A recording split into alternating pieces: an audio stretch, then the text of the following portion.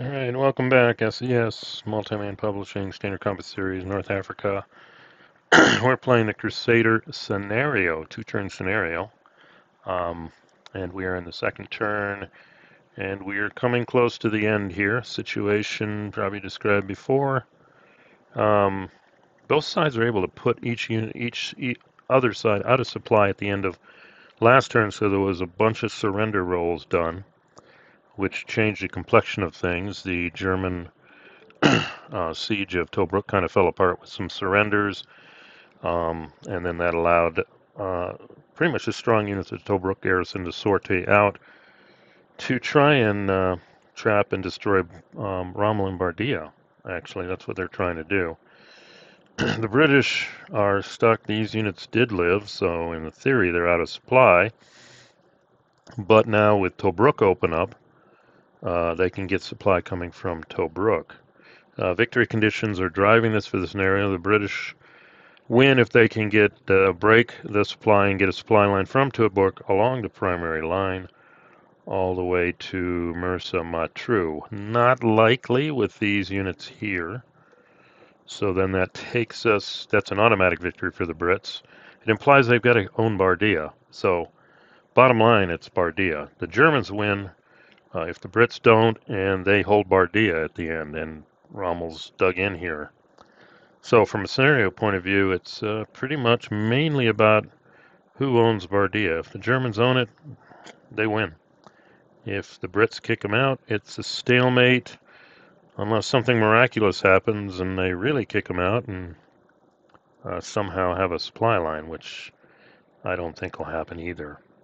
And then in the previous video I did discuss if this was a campaign game we were playing and it would continue, then the strategies may be tweaked. But playing the scenario, the big goal the Brits have this turn is to take Bardia, and they want all their tools, so they're going to do a full activation with their last supply units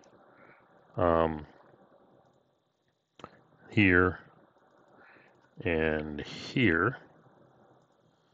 And basically that gives them now 2 airstrikes and 3 artillery. That's the other thing they're after. So I was reviewing the rules, and it's pretty much impossible. But your barrages you place at the end of the turn, and they all have to be placed before any are executed. So it's impossible to barrage the same hex twice. But the airstrike's no such. You can place it anytime during the movement phase. The Axis can actually do it during their exploitation. So I'm going to interpret that as if this first airstrike flails, that's probably appropriate. I'm going to send in a second airstrike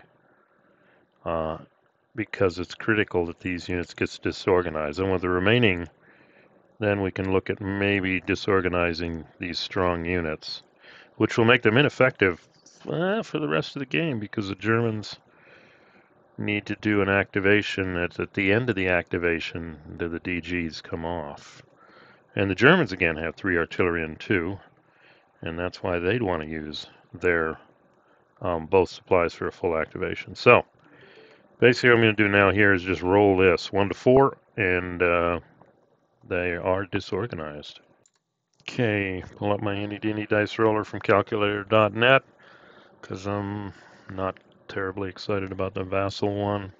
So first roll, you need a 1 to 4, and they are no. You know, if you'd watched the previous British activation, they ran into the same problem. So we got to burn our second airstrike. 2. Okay, finally. Now we roll again. 5 or 6. The Germans lose a step. Let's see if they can get that at least.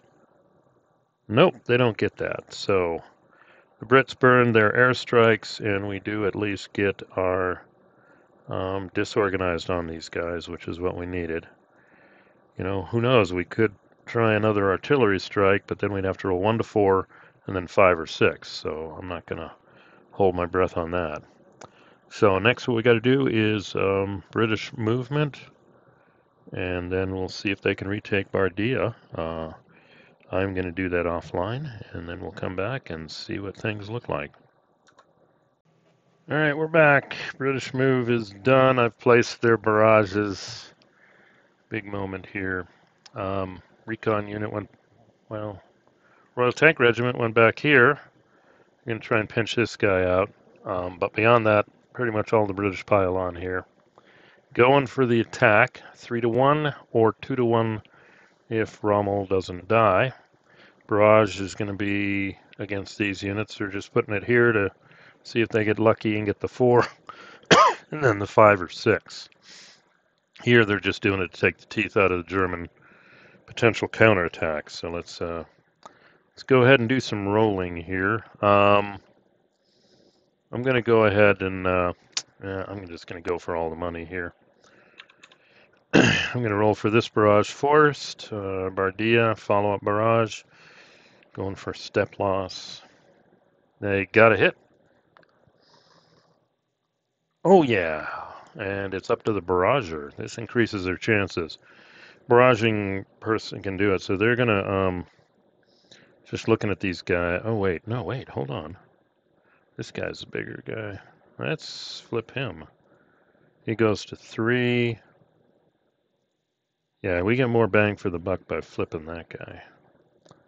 All right, so that was helpful. Let's roll for these two. I'm gonna just do it 2 dice. First die is the big one. Second die is the little one. First die is a big one. Second one didn't get disorganized, so he got disorganized. This guy did not. Hold on, this guy's set wrong. I had him set wrong. Okay, so that one failed. But this guy's disorganized, which is good, given the choice. Let's see if he takes a step loss. Nope. So let's get these barrages out of here. But he is, this guy is disorganized. That's helpful. All right, so we got 2 attacks. I'm going to recalculate these in a second with that loss. That may change things. This is 6-2. That's a fortress. Wait a minute. Well, and you attack, but he's not attacking across a trench. So that's going to be 3-1. Let's go ahead and see what we get. And survey says that's a nice roll. He's very, very gone. D1R3. But hey, he's gone. The D1 did it. Gonna leave this guy here. Exploitation move, he can move back here, or maybe I'll do something with him here. I'm just not sure. This guy's not going to advance because that opens up this guy here. Let's check the terrain chart though. Squiggly line, Tobruk AT Dench. Oh, attacker 1/2. Okay, well, who cares?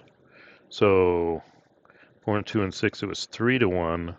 It would inform 1 is 5. It's still 3-1. So it's 10. But even with a 10, a 1-2 would have been a victory. Speaking of which, D1R1, D1R2. Okay. So that's done. So now we go for the main event over here. They're down to 8. And these guys have 8 and 6 is 14. And 14 and 13 is 27 to 8. 27 to 8. Let me do a little math offline here. All right, they didn't pull it off. 27 to 8 is a 3-1. They didn't get half enough to get there. 24 and 4. They had to get to. Oh wow, they came out 1 strength point short. 1 short. So 3-1.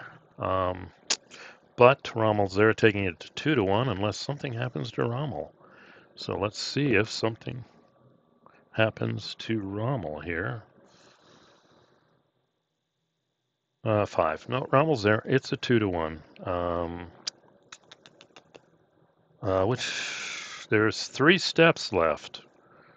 So they got to roll a 10 or higher to have any chance here. So this is it, big attack. Survey says, oh, just short. One short. D1. Oh, wait, 2-1. Oh, no, there it is. It was a 2-1. D1 R2. D1 R2. Let's take a look at this. Wow. They did it. They just barely retook. D1 R2. Yeah, they got their minimum roll here. Because the D1 has to go from here, but then the R2 can't be done. Physically cannot be done. So that has to be step losses too. So those are both lost. Oh my. And now these supply units, we have to roll for them. This may be the end of the game here. I don't know where that is. Hold on a second. Let me check that. Okay. This is intriguing. 1 to 3, eliminate. 4 to 6, displace. Picks up effective, moves it to any friendly stack, namely it's one unit to which it can trace, ignoring all enemy units. Okay, well, it looks like no more than 10. Yeah, they're going to. All right, let's see. If one of these goes away, the Germans cannot do a full activation. This was big. They are both gone. Holy smoke. So the Germans are, wow. Well, the British returned the favor from last time. So the Brits can move in. Let's see, what do I want to, well, hey, here's the thing. If we move in exploit capable units, they can move out again. That's the cool thing. There we go. Yeah, that's good because now they can move in the exploitation phase. So that changes everything. Let me move this away. So let's see. I didn't do this, but let's look at this here. 3 and 6 is 9. 9 and 9 is 18. 4 to 18. That's 1 to 4. That's off the chart. I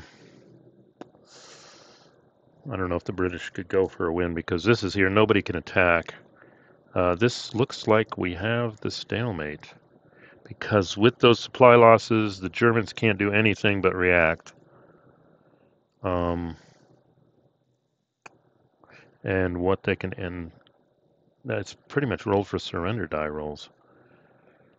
So it looks like the British pulled stalemate out of the jaws of defeat here. They did get a lucky roll. Game came down to the roll for Bardia. So I'll look at this, but yeah, I think we're at the end here. This is going to be a stalemate. All the Germans can do is pick a unit, and all units within 10 hexes can react.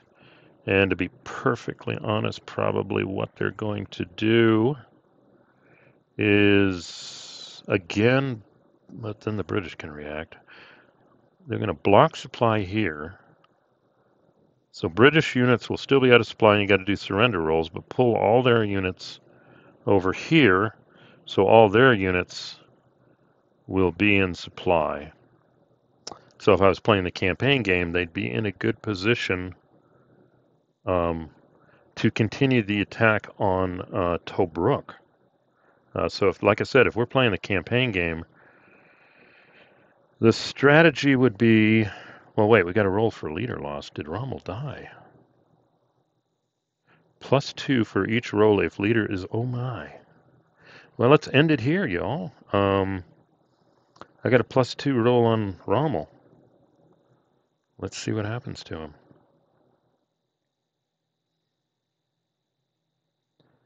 8. Wow.